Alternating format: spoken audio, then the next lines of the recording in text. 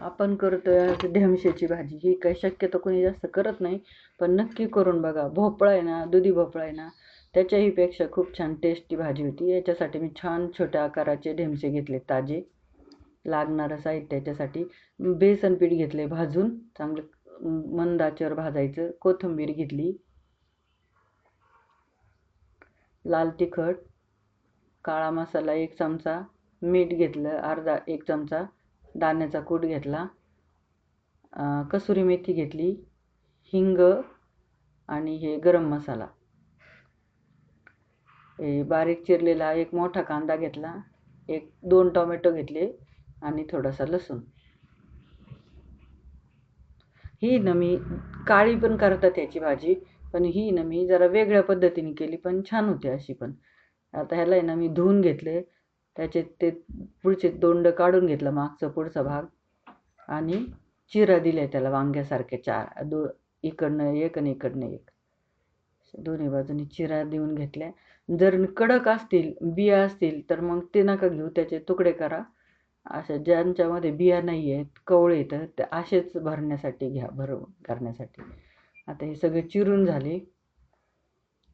आता मसाला आहे ना, आपण सगळं एकत्र करून घ्यायचा. हा मसाला आपण जेवढा घेतलाय त्याच्यात हळद नव्हती टाकलेली, हळद टाकली आणि हे सगळं एकत्र करून घ्यायचं. कसुरी मेथी ते सगळं एकजीव करून घ्यायचं. दाण्याचा कूट आणि ते त्याच्यातच कोथिंबीर टाकायची, ते भाजलेलं बेसन पीठ टाकायचं.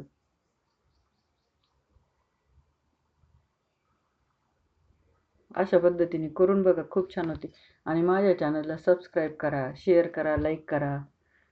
तुम्ही चॅनलला सबस्क्राईब नाही करत. रेसिपी पण करून पहा. पाण्याचा शिपका दिला, सगळं एकजीव केलं.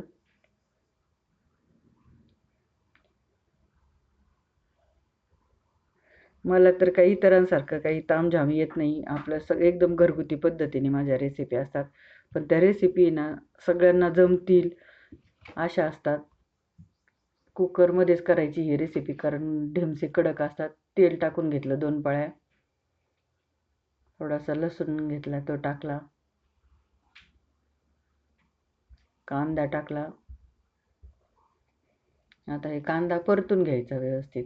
तोपर्यंत आपण इकडं मसाला पण भरून घेऊ. कांदा तो परततोय तोपर्यंत.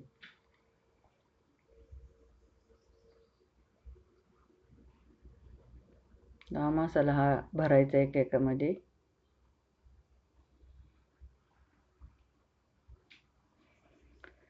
एकदम घरगुती पद्धतीने सगळ्यांना जमतील अशाच रेसिपी असतात. त्यामुळे माझ्या चॅनलला तुम्ही सबस्क्राईब करा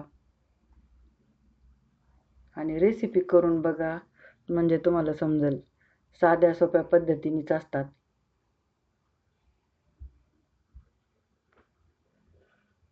आणि जे आपल्याकडे घरात जे अवेलेबल आहे सामान, त्याच्यातच करते मी. आता हे सगळे भरून झाले. कांदा परतून झाला इकडे, त्याच्यात टोमॅटो टाकून घ्यायचं. टोमॅटो टाकलं ना, थोडंसं मीठ टाकायचं, म्हणजे टोमॅटो लवकर शिजतं. आता हे परतून झालं, हे ढेमशे टाकायचे भरलेले.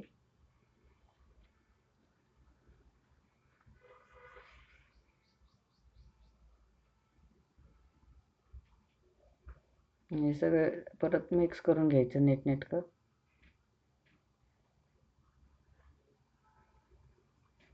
आपण आहे ना वेगळ्या पद्धतीने काळी किंवा कोरडी भाजी नेहमी करतो. एकदा अशा पद्धतीने करून बघा. आता राहिलेला मसाला पण त्याच्यात टाकून घ्यायचा आणि परत परतून आपल्याला जेवढं पाहिजे तेवढं पाणी टाकायचं. जास्त रस्सा नाही करायची, थोडीशी अशी लपलपीतच करायची. ही भाताबरोबर भाकरीबरोबर छान लागते.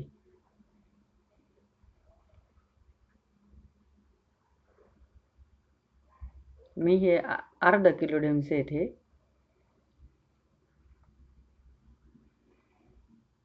भरपूर भाजी होती याची.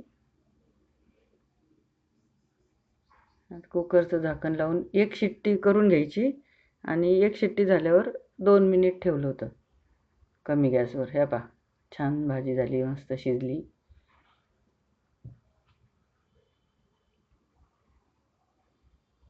तर मी सांगते म्हणून करून बघा एकदा.